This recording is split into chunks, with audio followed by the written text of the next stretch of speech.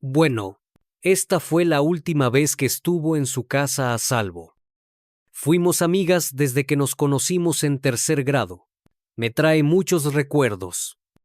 Y ella no sabía por todo lo que iba a tener que pasar. Habían matado a mi hermana.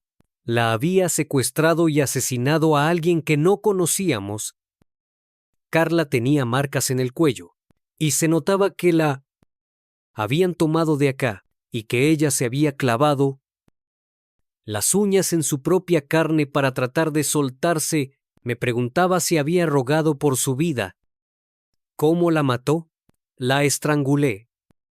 Sabía que esa era la respuesta que habían estado buscando los detectives. Los últimos 46 años. Sabía quién había sido. Así fue. Yo quería a mi papá, aún lo quiero. No puedes dejar de querer a alguien. Me atormenta la idea de que mi papá, a quien quiero tanto, pueda pasar la eternidad en el infierno. La casa del mal, sombras de muerte. Me dijeron que lo que viví me produjo una ceguera casi total. Gracias. El diagnóstico es irreversible y es probable que siga empeorando. Extraño ver fotografías de mis padres, mi pariente, mi familia. Así que tengo muy presentes todas las que aún recuerdo. Una de mis fotografías favoritas de las que recuerdo de Carla es esa de la blusa con corazones y el cabello arreglado. Veo a una joven entusiasmada por su futuro y con toda la vida por delante. Carla tenía 17 y yo 12. Yo la admiraba. Me parecía que era hermosa, era buena estudiante, era muy querida. Era buena hija, buena hermana. Rodney McCoy era el novio de la secundaria de Carla. Era un típico joven estadounidense. Jugaba al fútbol americano. A Rodney se le iluminaba la cara cuando veía a Carla y a Carla también cuando veía a Rodney. Rodney era un héroe para mí en ese momento de mi vida. Ya saben, mariscal de campo, un buen muchacho. Esa noche Carla y Rodney salían por el día de San Valentín, se tomaron fotografías. Y ya saben, mi mamá y mi papá les dieron todos los consejos: cuídense, no beban. Diviértanse y los vemos cuando vuelvan. Ella estaba preciosa. Parecía una princesa. Y se fueron, y bueno, el resto de nuestra noche fue esperar a que ellos volvieran y contaran cómo había estado el baile. Era cerca de 1:45 de la madrugada y oí un auto entrando en nuestro jardín. Oí el chirrido de una puerta y oí la voz de Rodney gritando: Señor Walker, ayuda, se la llevaron. Van a hacerle daño. Yo lo sé. Mi papá enseguida empezó a hacerle preguntas. ¿Dónde estaban? ¿Qué pasó? Y él contó que estaban en el estacionamiento del lado este de la bolera, besándose. Estaban allí. Se abrió la puerta. Rodney dijo que todo fue muy rápido.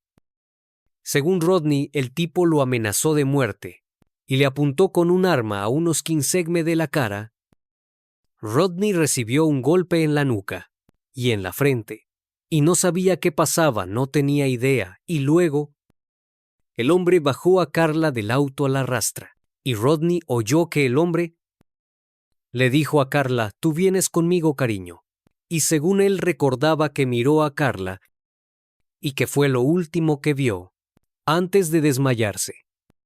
Sabía que había pasado algo horrendo y, ya saben, incluso ahora empiezo a pensar en eso y me angustio y así que sabía que había pasado algo horrendo aunque no tenía la experiencia para entender lo que estaba presenciando, pero sabía que era algo terrible y que mi mamá y mi papá se desesperaron. Cuando me mostraron los archivos del caso Carla Walker, había 4 cajas de este tamaño Eran 4 llenas de información del caso. Era un caso que se había investigado durante los últimos 46 años. Tuvo muchos detectives asignados, pero no se había resuelto. Yo quería empezar por el principio. Tomé los archivos del caso y empecé a leer todas las anotaciones desde el primer día, donde Rodney había estacionado su auto. Hallaron el bolso de Carla en el piso y hallaron un cargador de una Ruger Mark 1 calibre 22. El liberador del cargador en ese tipo particular de pistola está en la parte inferior. Seguro lo tocaron. Y el cargador cayó al piso, un bolso y un cargador. No eran muchas pistas. En 1974, la policía del condado de Perry, la policía de Fort Worth y la policía de Benbrook empezaron a buscar a Carla, y durante los 3 días siguientes la comunidad participó de la búsqueda.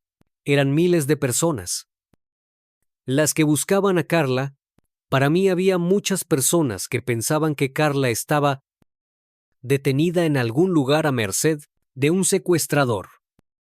Así que sé que había mucho optimismo y esperanza de hallar a Carla con vida. En la escena del crimen en la que hallaron a Carla, hacía mucho frío. El cuerpo estaba bien preservado, aún tenía puesto su vestido.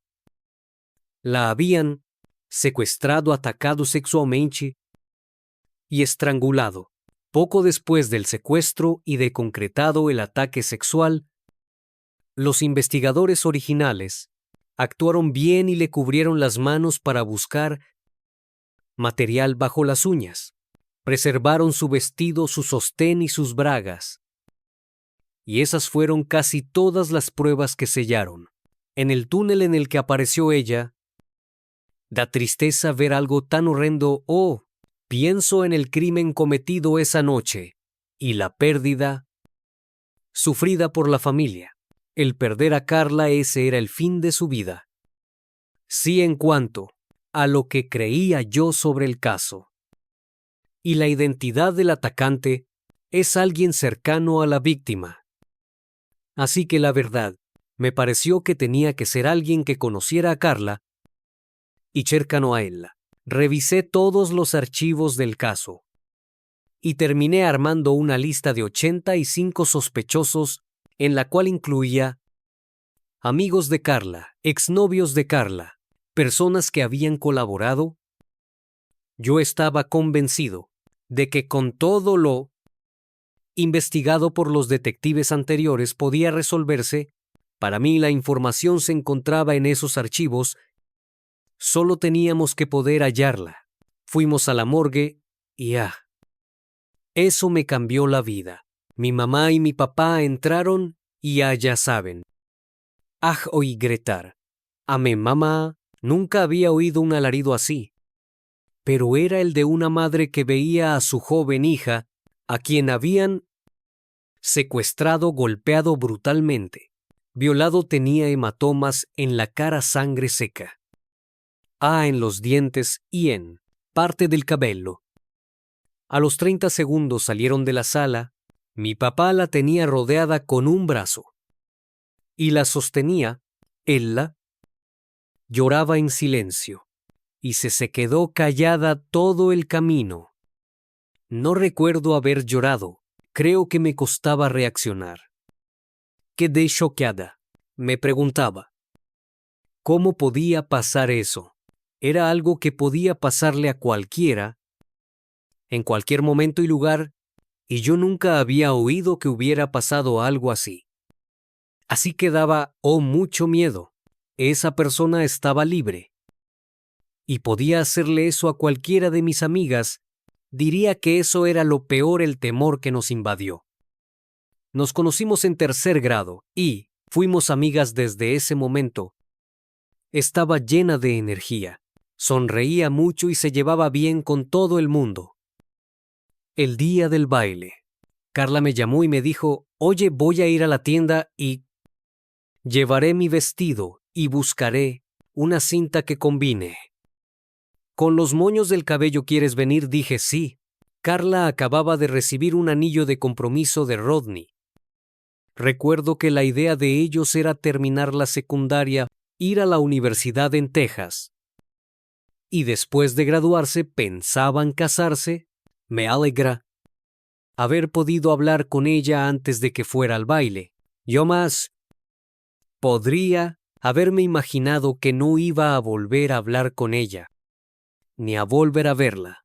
El funeral fue en su iglesia. Todo se vuelve borroso y diría que tal vez se deba al hecho de que estaba en shock.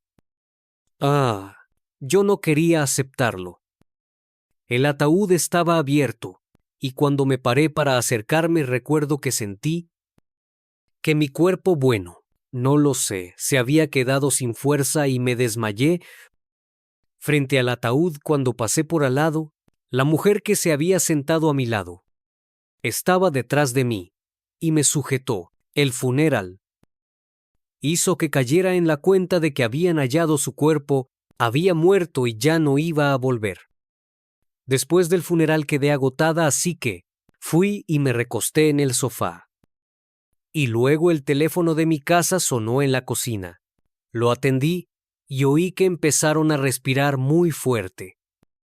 Del otro lado, me preguntaron, ¿qué talla de sostén usas? ¿Ya sabes, ya tuviste sexo? ¿Qué tipo de ropa interior usas? Y luego dijeron, si no respondes estas preguntas, voy a matarte a ti y a toda tu familia. Ya. Empecé a gritar y colgué el teléfono. Y cuando entró mi mamá, yo no dejaba de gritar desesperada.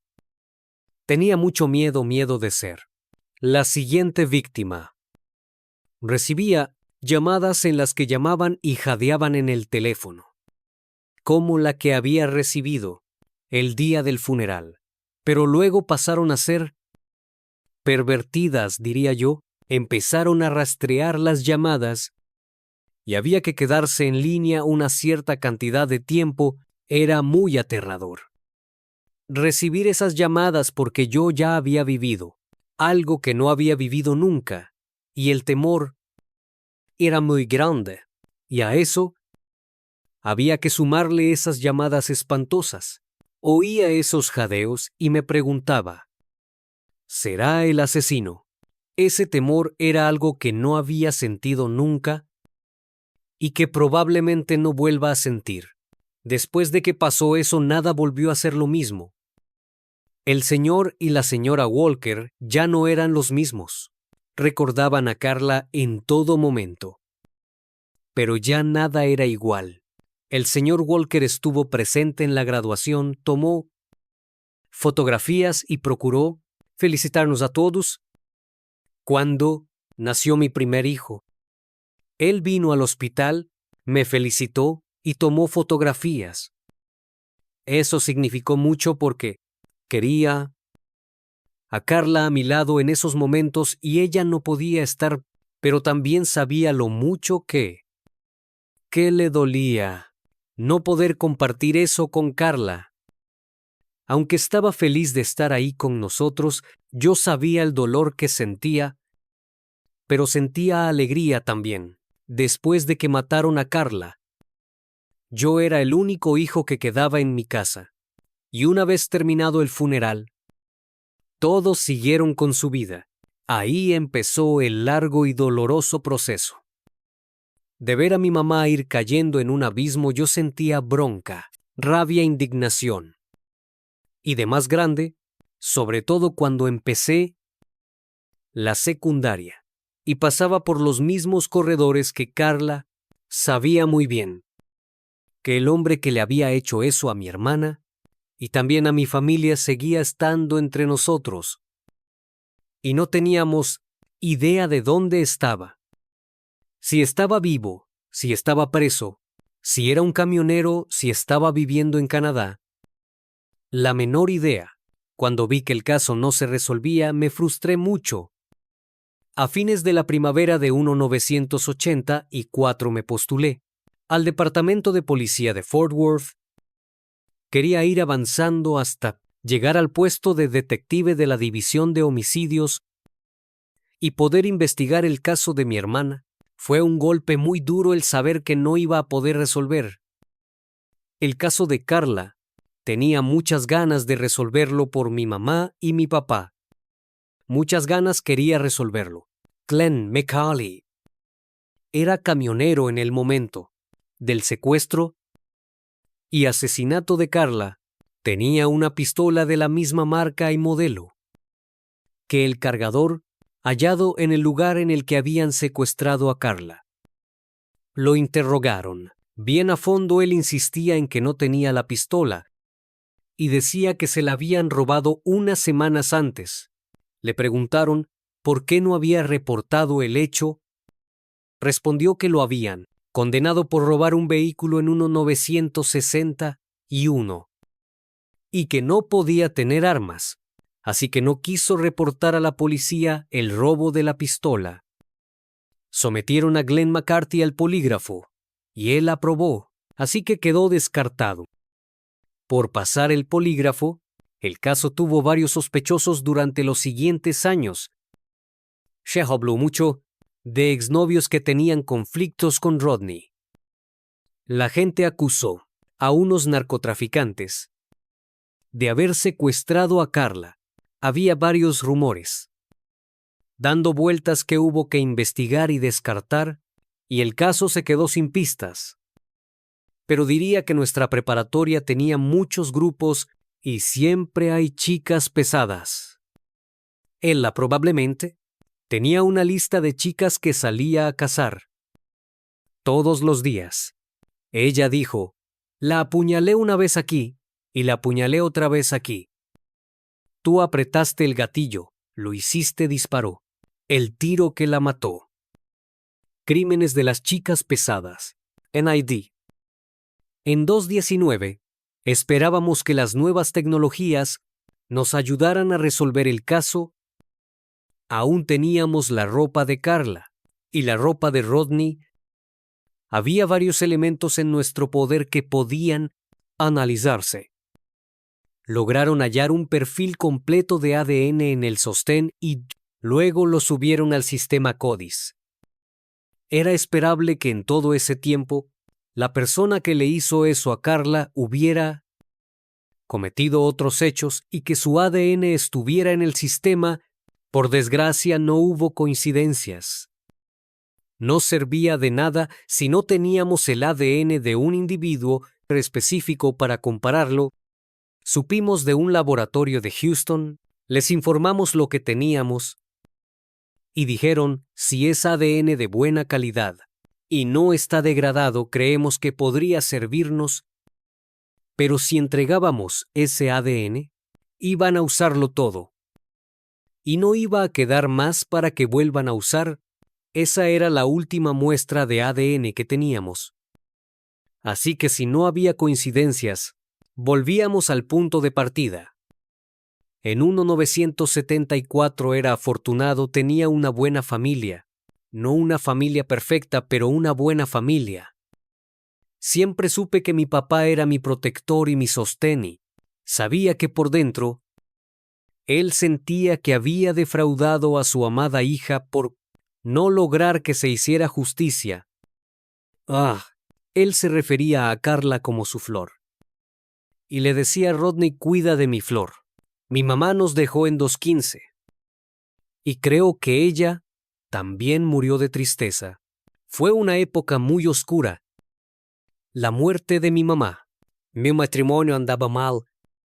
La muerte de mi papá. Tenía una hermana, a la que no podía olvidar.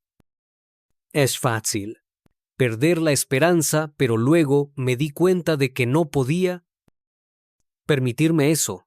Eso era lo único que tenía. Y cada día es un nuevo día. Lo primero que dije fue, no puede ser. Me negaba a creerlo, no podía aceptar que eso siquiera fuera posible. Cuando yo era pequeño, vivíamos a unos kilómetros de los Walker, pero no teníamos ninguna relación. Mi papá me adoraba. Siempre me daba su apoyo, hiciera lo que hiciera. Aunque me equivocara, Siempre estaba a mi lado. Era gracioso. Tenía un cierto magnetismo, y a la gente le encantaba estar con él. Sí lo quería todo el mundo, sin excepción. Pero lo veía distante. Siempre parecía ver algo que lo tenía muy preocupado, aunque yo no sabía qué era. Pero ahora me resulta muy claro. No quería aceptarlo.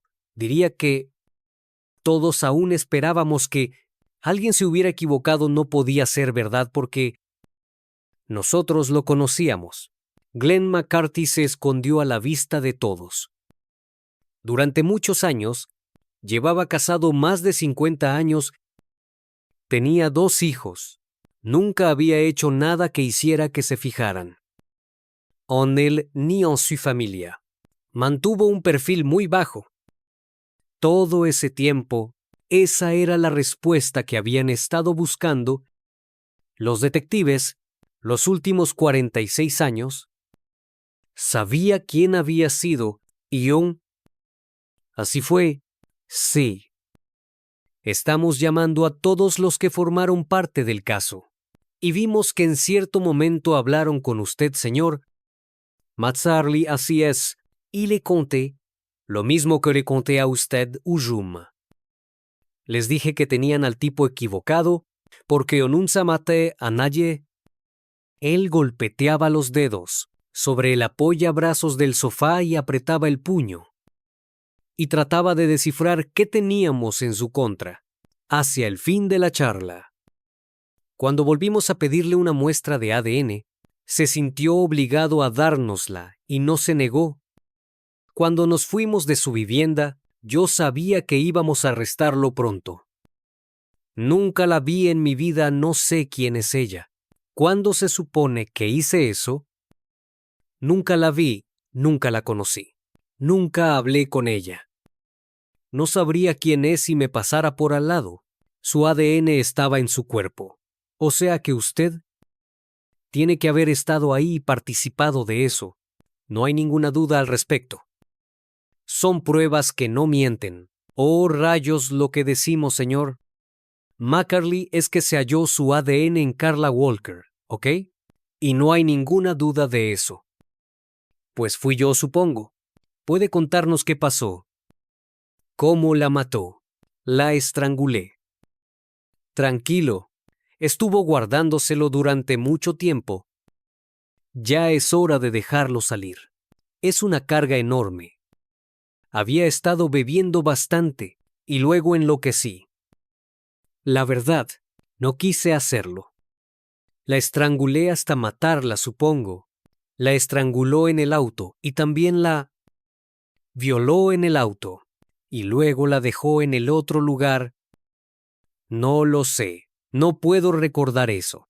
Él reconocía haberla estrangulado y asesinado, pero le costaba mucho reconocer la violación de Carla. Lo otro que siguió negando durante todo el interrogatorio fue el hecho de tener la pistola y en esencia casi al finalizar el interrogatorio le pregunté por el arma y dije aún la tiene. No le preguntamos nada que ya no sepamos. No se lo plantearíamos. Si ya no lo supiéramos, aún la tiene. Sí. ¿Dónde la tiene en su casa en el techo? Así que enseguida pedimos una orden de registro. Fuimos a la vivienda con los peritos. Hallamos la pistola en el lugar que él nos había indicado. Era RLA. Última pieza del rompecabezas, ya no faltaba nada. Y él nos contó toda la historia. Glenn McCauley, el hombre que secuestró, violó y asesinó a mi hermana. Vivió desde 1974 a solo 1 km. De donde vivíamos nosotros, él pasaba por la casa en la que vivía Carla. Llevaba a sus hijos a la escuela, iba a buscarlos. Sabía dónde vivíamos. No tengo dudas. Eso me hizo enfadar mucho. Sé que a muchos tal vez les cueste creerlo, pero es cierto. Yo soy compasivo e indulgente. De verdad y como tengo compasión y la capacidad de perdonar, el mal no puede controlar mi espíritu, ni mis pensamientos diarios.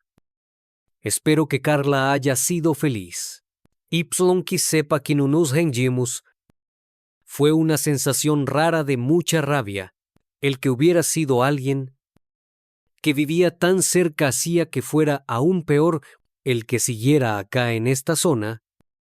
Cuando lo supe, sentí escalofríos en todo el cuerpo. Y lloré, porque me di cuenta de que lo habían atrapado, y sentí una paz que nunca había sentido desde lo que pasó. Hubo una época en la que soñaba con Carla. Tuve un sueño cuando nos graduamos. Ella estaba ahí, pero no le veía la cara sino su largo cabello rubio. Soñé al ir a la universidad, que ella estaba presente cada vez que daba un paso importante en mi vida. Soñaba con ella, sentía que ella vivía con nosotros, pero nunca le veía la cara. En el último sueño que tuve con ella y que aún recuerdo, muy bien, ella iba en un tren. Guay. Se daba vuelta para mirarme y le veía la cara. En ninguno de mis sueños llegaba a verle la cara y nos lanzamos un beso y ella se despedía con la mano. Y yo también me despedía y no soñé nunca más con ella. Siento que ella está así de feliz, donde quiera que esté así de feliz. Guay, que está bien. En un momento del interrogatorio, le pregunté a Macarlé, ¿por qué eligió el lugar ese para dejar el cuerpo de Carla?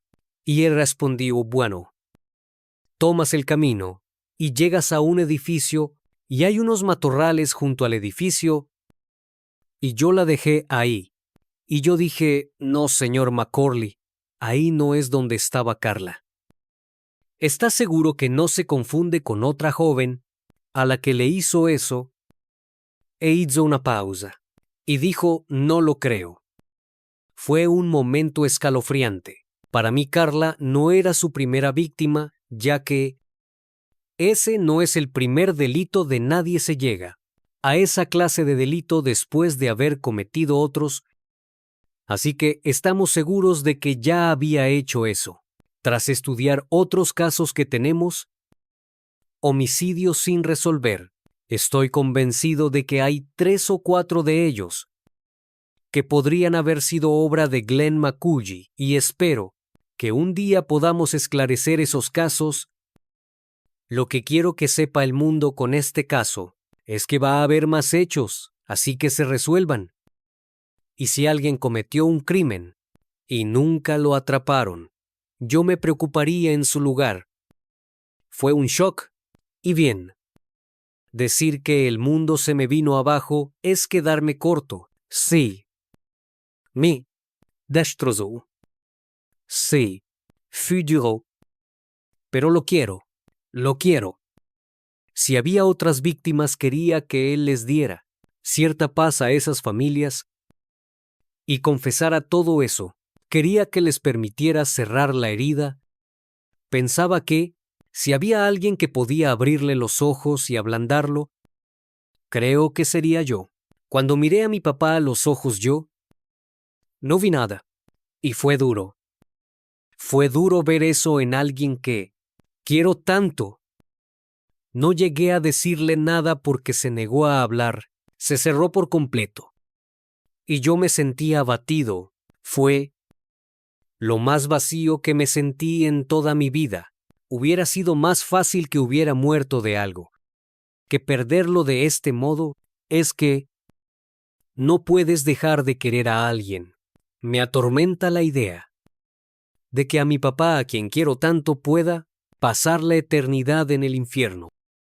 Pero si me quisiera un poco, si sintiera un poco de amor por mí, me sacaría ese enorme peso. Quiero esa paz. Su mundo había quedado totalmente destruido. Le dije, Rudy, soy Jim Walker, ¿cómo estás? Y él hizo así, no podía hablar. Le dije, ¿puedo abrazarte? Y nos abrazamos. Sí. Le dije, oye, tú no eres responsable de los pecados de tu papá. Tú no tienes la culpa. Esto no es responsabilidad tuya. Sí, conocer a Jim fue lindo.